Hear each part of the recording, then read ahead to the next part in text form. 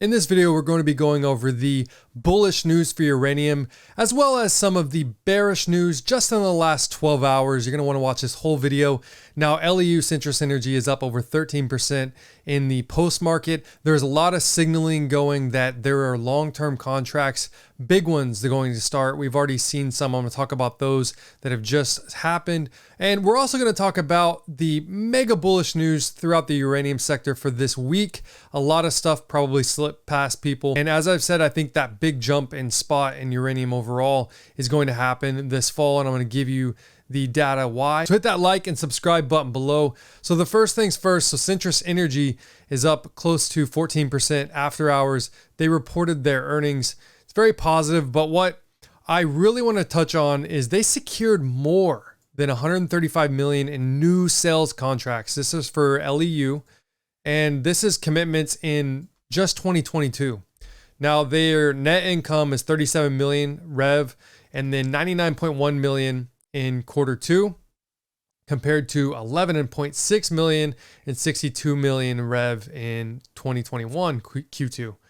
And their long-term order book is over $1 billion, which it's been that way. You know, this stock had gone down to 17, what now it's 37. So it just shows you how fast these move. You know, crazy capitulation can happen in this sector, but that's very positive. Now, another thing is Denison also reported today, and they, for almost $59.25, almost $60, they sold about 40,000 pounds of U3O8 from their McLean Lake JV. And it's really interesting because yes, the spot price had hit, you know, close to $64, but people were like, oh yeah, it's not going to stay there and it's not going to affect long-term pricing. But obviously you're starting to see this. So Deep Yellow and Vimy have already completed their merger today. I've been covering this since last June. This makes Deep Yellow one of the biggest developers in the world. So it is pretty nice to see that. This signals to me that the uranium bull market's really taking off. John Borshoff was the most conservative out of all the CEOs. Some big news yesterday. U.S. regulators approved Georgia's Vogtle 3 nuclear power plant. Now Vogtle 4 is still under construction. And this says also that possibly by October that they could actually be loading fuel up very quickly. As you know, in the fall and spring, that's when we've seen the biggest runs in uranium. There's 14 reactors that are going to be down. I tweeted this out today. Now, as you can see, this was spring and this is fall. Every time we see spring and fall, we see uranium prices jump up very big, okay? This was April and boom, it hit $64. Now, I think by October it's very probable that these 14 plus reactors, these new reactors coming up, which need new and more fuel, they will possibly be going into the spot market. It's very probable. Or there could be a lot more long-term contracting starting because those supplies, the fuel's running lower. I think $70+, 75 plus very quickly will happen. I want to see in the mid 50s very soon. And we'll talk about some of the bearish ones. And a lot of you have been asking about the Russian uranium ban. I will touch on that. I'll also touch on the bearish somewhat news that we've seen since March. We've already know about it. A lot of you already know about it for uranium and nuclear energy. But Manchin's deal tosses $30 billion lifeline to U.S. nuclear reactors. So this is very big, you know.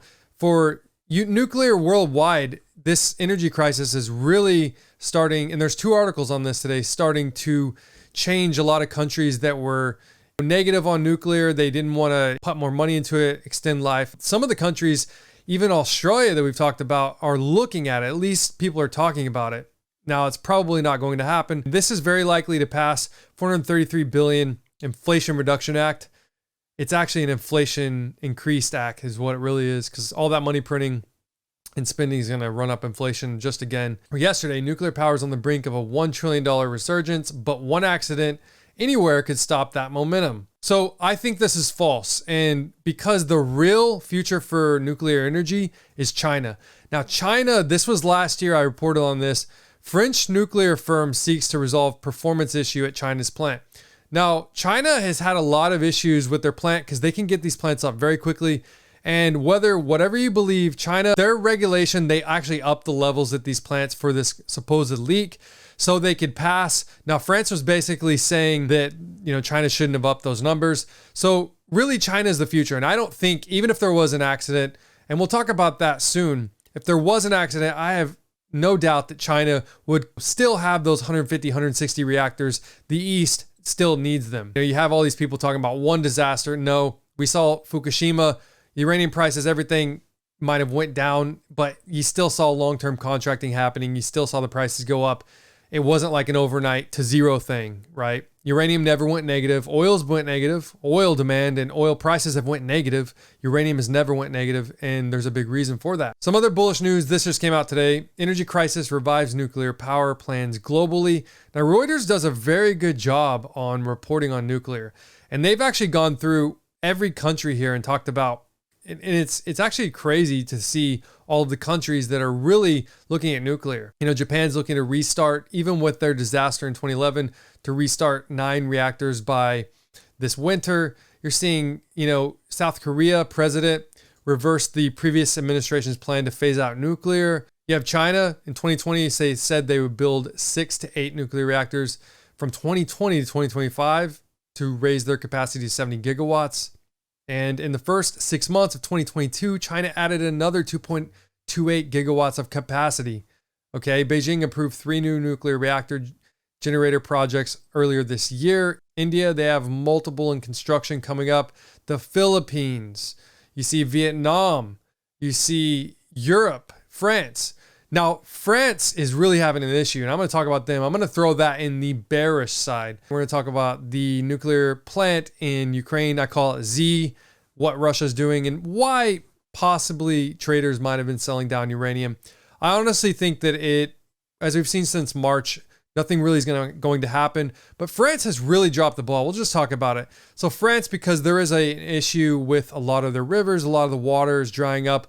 They can't keep the plants cold. So they're actually importing energy. And this is ridiculous for France. The best country in the world really for nuclear energy and just led the way is having this issue in the wrong time. And it really kind of makes me angry that this would happen. Like, it's just unfortunate, but it's really kind of giving a bad view during this energy crisis for nuclear in some ways. Now, the UK, they have a new plant, 3.2 gigawatts that's planned to be built. They're also discussing more. Germany, now this is crazy. Germany may extend the life of 3 of those plants we've talked about. And there's 3 other plants that they might be able to bring back up. We've got Belgium. Belgium's reached an initial accord with the French utility group to extend the use of nuclear power by 10 years. Finland wants to do a deal with Rosatom to build a nuclear power plant there in Finland. North America, we've seen 93 reactors. They're policymakers here now. The thing is, they're looking to give out $6 billion to help extend these nuclear power plants. As we just said earlier, $30 billion. And we've got just really a renaissance in nuclear energy in the US. That's why we've seen the US government really start to push this. Biden, $4.3 billion for US enrichment. And we're going to see like 160 plus, in the future coming up. And this really is a renaissance for nuclear energy. So the Denison UEX and UEC merger, nothing has happened yet. Today was the day. Probably going to see Denison pay $8 million because they want to buy out UEX to UEC, which I think will be great. So nothing updated yet from there, as well as all of the bills, Russian uranium ban bill, nothing updated. We could see that inflation bill pass very soon within the next day or so. So that is going to be pretty important, I think, for nuclear energy, but nothing yet on the release of the Russian uranium ban. I'll keep you guys updated, obviously.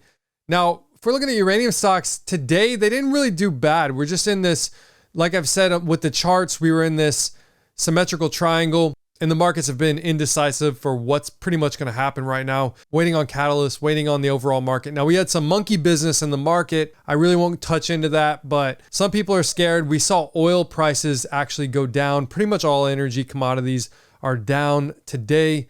We're going to probably see a breakout very soon. Technicals with the fundamentals, they're aligning very quickly. So as I said before, nuclear energy, France is really having that issue with those lower river levels, and it's causing them to have to import energy. So this is something that's somewhat negative about it. Bloomberg reported on it. Now, this was yesterday, so the nuclear chief actually said that if an incident occurs at Z nuclear power plant, we will not have a natural disaster to blame. We will have only ourselves to answer to. I don't think anything, in my opinion, is going to happen. I don't think Russia or Ukraine really would be that dumb. It's very unlikely. We've seen the mortar rounds hit it on the office side. But, you know, the reactor there that they have, I really doubt that these are going to happen. Now, the way he worded this made it sound a lot bigger with people not knowing about the nuclear plant. Just like we saw with Chernobyl earlier this year, people might think that there are issues there, like the plant in some reason would melt down, but that's not really the case. That's not what's happening.